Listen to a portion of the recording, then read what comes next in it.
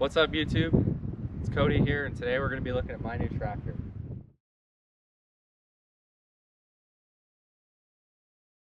Alright, so this is just going to be a first impressions video. I'm going to be coming out with a video on why I bought this specific tractor, why I got rid of my John Deere, and all that stuff here coming up next week. For today, we're just going to go over the basic gist of this tractor, what I paid for it, all the attachments I got, and some of the useful things the dealer kind of pointed out.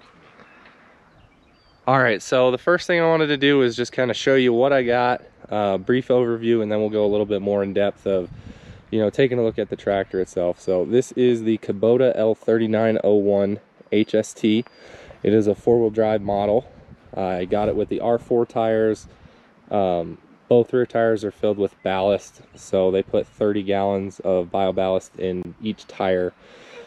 Also got a bunch of attachments with it, and this is the LA 525 loader.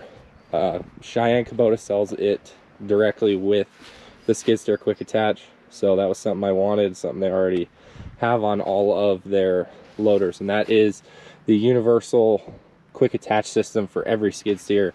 So you have a bigger option for implements and front attachments and stuff like that. So this is the general look at the tractor itself. I got about 5 hours on it already because we've just been swamped with work. Winter came early this past year and spring came late, so we've just been super swamped. This is the Kubota BH77 backhoe. It is a 7.7 foot reach backhoe. I got the 16-inch bucket and the mechanical thumb on it as well. We're going to go over the pricing on this, but very, very simple to take on and take off just with those pins. And I've already had it on and off multiple times, changing between the other implements. So this is the general overview of the Kubota L3901, and we're going to go a little bit more in depth here in a minute. I just want to go through some of the pricing and stuff like that. Okay, so just to give you guys kind of a general idea of what I paid for this tractor, what I got with it. I have the build sheet here on my phone, so I'm just going to read off of it, and then we'll go and look at every attachment that I got. So the tractor itself, Kubota L3901, that is four-wheel drive HST, and it has the R4 tires, which are the industrial tires, and this includes the ballast and the pallet forks. Because the pallet forks are not a Land Pride brand, they can't be financed separately, so they loop it into the cost of the tractor. That was $22,000. There was a $500 spring rebate, and then the Kubota front loader and quick attach was $47.50, and that is that's with the 2-lever quick attach and the 66-inch bucket. The backhoe subframe 16-inch bucket and mechanical thumb was $9,500, and the Land Pride 60-inch rotary mower, which we'll go over here in a second, was $1,276. The Land Pride 60-inch box blade was $650. The Land Pride post hole digger with a 9-inch auger was $1,495. There was an additional $700 in Orange Plus rebates, and then $900 in another spring rebate, totaling $37,571 was the price. I chose to go with K-TAC insurance, the Kubota insurance. It's really, really good, and I put no money down on this tractor, so financing for 84 months is 1.99% without any down payment, because I believe you need 20% down to get 0% financing. So when you get the K-TAC insurance through Kubota, they actually drop it to 1.723%. Sorry. But the K-TAC insurance was $4,485.22 for the life of the loan. So that is complete replacement on anything that breaks. If the tractor catches on fire, if it rolls off of a truck, it is completely replaced. So we'll go ahead and we'll get out and we'll take a look at all the implements, and then we'll go back to the tractor and we'll hit that a little more in depth so you guys can get a good idea of what this tractor looks like, what it is. I'm already super happy with it. I have 5 hours on it and I picked it up yesterday. All right, so to start off our implements, this is the Land Pride post hole digger, and it is with a 9-inch auger on it. Already used it and loved it. Price on this was $14.95, and the part number for this is PD15. So awesome tool to have. We put up a lot of fence here at the ranch, so we're using it all the time. Very well built. One thing I do want to mention, I had the county line box blade or post hole digger with my last tractor, and it was just too big because it's designed for Cat 1 or Cat 2. This is just a Cat 1 attachment, so it makes it a lot nicer and kind of easier to use on the tractor itself. Next up, we have the 60-inch rotary cutter. That was $1,276. Part number on that is RCR 1260. Haven't got to use this thing yet, but it seems like it's pretty sturdy construction. It is quick hitch compatible. One thing that I do like about this mower opposed to my old John Deere was this actually has a PTO holder on it to keep it off the ground. That's just really nice because I don't like my PTO ends and everything digging into the ground and all that stuff. So that's the mower. All right, next up we have the 60-inch Land Pride box blade. This is again a quick hitch compatible product. It has the tines on it and everything. Front and rear blades, you can push and pull with it. This is a BB 1260 box blade, so we use this a lot for road maintenance and stuff like that. I know this is their more light duty version, so we will see how it holds up against everything.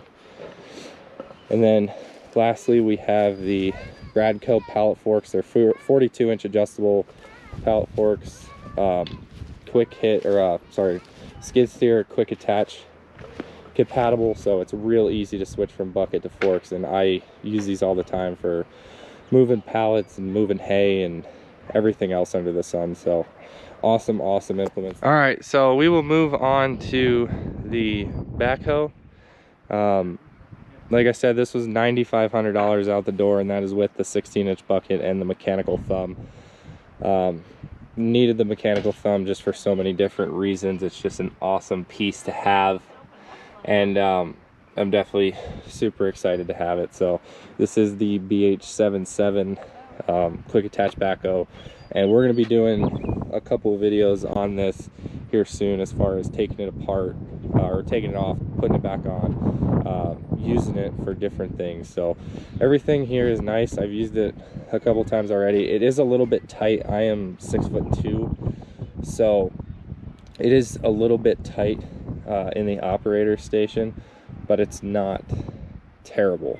It is definitely a little bit tight though, so that's something to keep in mind. You can also upgrade and get rubber feet for the backhoe itself.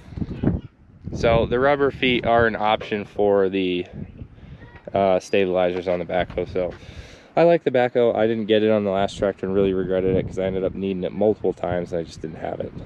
So these are the R4 industrial tires. They are loaded on the rear, which is something that I strongly recommend just from prior experience. It is an awesome thing to have just to keep the tractor more balanced when you're doing loader work. So R4 fronts, we have the LA525 loader, 66-inch light material bucket with the skid steer quick attach system. Love the skid steer quick attach system. We touched on it briefly, but all you do is lift these handles here, tilt the loader, and it'll pop the bucket off. You can go pop something else on, and then all you gotta do is close them. So it's a very easy process, something that I wanted because pallet forks I put on and put off all the time, so that's definitely nice to have.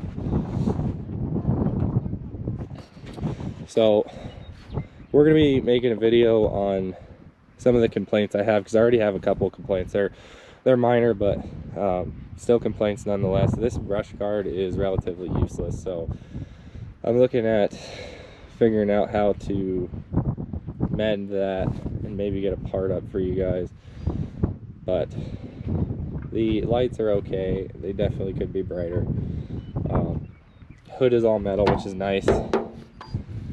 And going up to the driver's station, you have your cup holder and loader control here. Front and rear brakes are here. Your treadle pedal is here, forward to go forward, back to go back.